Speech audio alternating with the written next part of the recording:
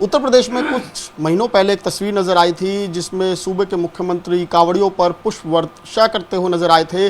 अब जो है समाजवादी पार्टी के नेता हैं जो ये मांग कर रहे हैं कि वो चाहते हैं कि जो ईद पर नमाजी मस्जिदों में नमाज अता करेंगे तो उनके ऊपर भी पुष्प वर्षा हो, और इसके लिए वो खुद ही इसका खर्चा वहन करने को तैयार है और प्रशासन से इजाज़त मांग रहे हैं। हमारे साथ इस वक्त जो हैं फिरोज़ खान साहब हैं जो प्रदेश कार्यकारिणी के सदस्य हैं और साथ ही साथ पूर्व जिलाध्यक्ष भी हैं।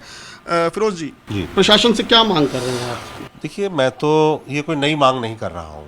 प्रदेश में, देश में, हमारे कई प्रांतों में ऐसा होता आया है और बड़ी अच्छी बात है ये कि इबादत, क्योंकि कांवड़ यात्रा भी एक इबादत है, इसलिए 30 रोज़े रखने के बाद में जब रोज़दार ईदगाह पे या रमज़ान की विदाईगी, जो अलविदा जुमा कहते हैं, उसकी विदाईगी पे जब जाता है तो अगर एक मोहब्बत का एक फूल उसके ऊपर सिर पे गिर जाएगा तो मैं समझता हूँ वो भी बड़ा फ़ख्र महसूस करेगा। तो कभी कभी ऐसा है कि लोग अपने आप को अनूठा सा महसूस करते हैं कि काश ये हमारे ऊपर भी, हमारे नेताओं की ये दया दृष्टि होती। तो मैं तो अपने मुख्यमंत्री से ये अपील करने के लिए लिखा है मैंने ये चिट्ठी, और मैं बात भी 2 दिन से कोशिश कर रहा हूँ उनसे करने की, लेकिन नहीं हो पाई। कोई बात नहीं। तो अगर प्रशासन की तरफ से या सरकार की तरफ से ऐसा नहीं होता है तो हम खुद सहन करके चाहते हैं कि इस काम को करें, ताकि लोगों में एक मैसेज ये जाए, किसने किया क्या किया ये बात तो एक अलग की हो गई, लेकिन जो फूल मोहब्बत का उसके ऊपर गिरा तो उस फूल में अंतर ना समझे वो। ये आपकी खुद की दिली इच्छा है या फिर जो समाजवादी पार्टी के मुखिया हैं अखिलेश यादव, उनसे भी बात हुई है इस चीज़ के लिए? समाजवादी पार्टी संभल के लिए या पूरे प्रदेश भर में? मैं तो पूरे प्रदेश की बात कर रहा हूँ। ये तो रोज़दार तो पूरे हिंदुस्तान में, दुनिया में है। रमज़ानुल मुबारक का महीना खाली संभल प्रदेश या देश में नहीं है, ये तो पूरी दुनिया में इस वक्त जो मुल्क हैं वो सभी जगह है।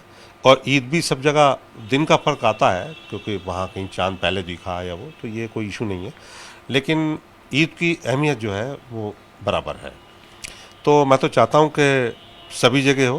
अब प्रधानमंत्री ने भी कोई पहल की है तो इसलिए तो मैं चाहता हूँ कि मुख्यमंत्री जी इस पहल को करके कम से कम उन लोगों में एक संदेश ये दे दें कि जैसे समाजवादी पार्टी, क्योंकि मेरे राष्ट्रीय अध्यक्ष जी का दिल बहुत बड़ा है, नेताजी बहुत बड़े आयोजन करते थे, तो समाजवादी पार्टी तो बहुत बड़े दिल वाली पार्टी है। तो इसको लेकर आपकी राष्ट्रीय अध्यक्ष जी से बात हुई है कि वही अपील कर देते?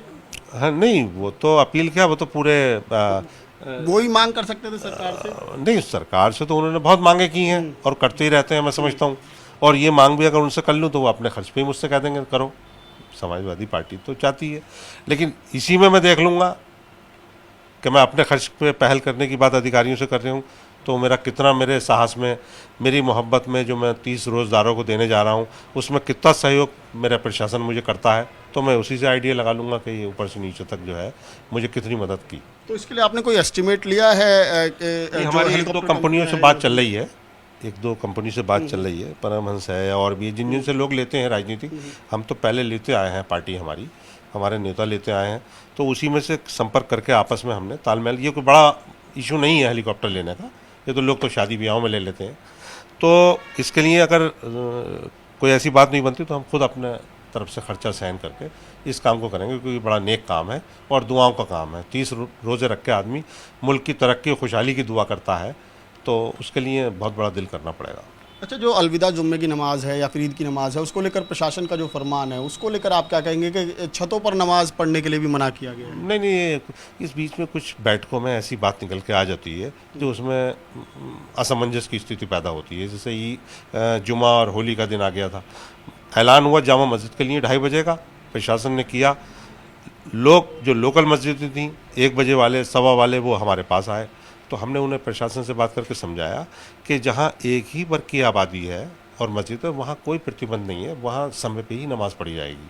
लेकिन ये बात जामा मस्जिद के लिए थी, तो जामा मस्जिद का टाइम आगे पीछे कर लिया गया था। जहाँ मिली जुली आबादी थी वहाँ थोड़ा सा एहतियात बढ़ी, तो हमारी क्या कि आपस में मेल मोहब्बत में फ़र्क ना आ जाए। पर ये तो छतों वाला तो पूरे शहर भर के लिए किया है। नहीं, ऐसा कुछ है नहीं, वो मैं समझता हूँ असमंजस स्पेसिफिक एरिया के लिए आपको क्या लगता है? नहीं, जामा मस्जिद का आसपास का एरिया है। मैं खुद भी कहूँगा, मेरी अपील भी है एक तरीके से आपके माध्यम से, कि अगर कोई मकान जर्जर है मस्जिद के आसपास, उसकी छत पे 100 आदमी चढ़ जाते हैं, उसकी कैपेसिटी इतनी है नहीं, और वो खुदा ना खास्ता छत गिर गई तो नुकसान तो हम नमाजी को होगा ना। तो ये तो हमें खुद देखना पड़ेगा, इसमें प्रशासन का इन्वॉल्वमेंट इतना महत्वपूर्ण नहीं है जितना महत्वपूर्ण उसके अपने जान की सुरक्षा और अपना खुद का फैसला है। आप ही की पार्टी के सांसद हैं जियाउर रहमान, वो उनका कहना है कि हम कोर्ट में इस मामले को ले जाएंगे। देखिए, जब नीचे सतर पे नहीं, जब नीचे सतर पे जायज़ बात हो उसको ना माना जाए तो उसके लिए तो फिर न्यायालय बचता हमारे पास। तो मैं फिर कह रहा हूँ अभी कि मैं आज आपके सामने बोल रहा हूँ तो कहीं ना कहीं न्यायालय की भी मेरे ऊपर सरपरस्ती है, और मुझे विश्वास है कि न्यायालय जो है वो सच्चाई का साथ देता है और न्याय ज़रूर मिलता है, न्याय की लड़ाई लड़ी जाएगी।